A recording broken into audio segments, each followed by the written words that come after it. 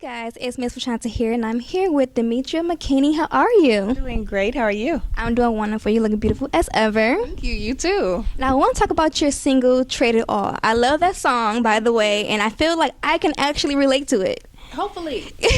That's what I wanted. I wanted the song to be relatable. I wanted it to be for anybody who is in love with the person they want to be in love with. That's what Trade It All is for. What inspired this song, and how much time do you put into the studio? Because we see you working on Instagram all the time, so I had to ask, how much time do you put into the studio? I put a lot of time in the studio. It's one of the safest places for me to be able to express exactly what I'm feeling, whether it's my man, my kid, my job, whatever it is. I get to vent there and be free. Trade It All was inspired by my current situation. I am, like any other woman, a woman in love with being in love with the person I'm in love with. Hey, won't he will. Right. And if it's going to remain what it is, and if I'm going to bypass the other options I got coming at me at times, hey boos, and all the things that people now have to say with my newfound situation on Real Housewives, is this going to turn into that ring I need or not? Now, speaking of Housewives, how did you deal with like the hate that was like coming towards you? I feel like that was unnecessary. Yeah. I actually love you and Cynthia on there, so I just want to know, how did you deal with that? You know, you recognize where people are coming from. I'm at a place where I'm happy with my past, my present, and looking forward to my future. Some of the ladies on the show aren't there, and if that's their situation, that's theirs. I'm not going to let their negativity rub off on me. Now, will you be returning next season? Ooh, Jesus, be a fence. I ain't quite figured that out yet. There's been conversation, but hopefully I will be so busy with the music that I won't even have the opportunity to have the rest of the conversation. Now, what about a spinoff with you and Roger Bob? Now, I will be tuning in every Sunday for that. What about that? I would not be opposed to that. I would not be opposed to that, as long as they focused on us as a whole. You know, we're not just in a relationship. He is my best friend. He's also my business partner. He's also my manager. You know, so there's a lot that we have intertwined together. And if they were going to get us as a whole, that'd be kind of fly. All right, now moving back along to music, you have amazing voice. I was watching when you sung "Drunk in Love." Oh, I was like, child, she blew me away. yes, thank you. Now, your single 100 is also doing well. Yeah. What other songs are you working on right now? Oh, wow. My whole EP is about to be out this quarter. It's called Officially Yours, and that's the title track. It's been a rush, you know, with the success of 100 going all the way to number 4 on iTunes. Trade It All, we really haven't even started the push for that, but people heard a little snippet of it on the show, and when it debuted at 48. It's now down to 36. Wow. Okay. So, you know, it's doing well, and I'm really looking forward to just getting the opportunity to perform for everybody. I'm here at CIAA. I'm opening for Genuine here. I just opened for R. Kelly. I opened for Frankie Beverly. I'm in talks to open with Babyface and Patti LaBelle. You know, so a lot is opening up, and I'm just really excited about getting this form of the music out there. Well, and you have a strong voice. I also watched your Whitney Houston tribute. I was like, wow. Now, what age did you know you wanted to always be a singer? What age did that come about? I'd say it started around 3, but once I saw Whitney is when it was solidified.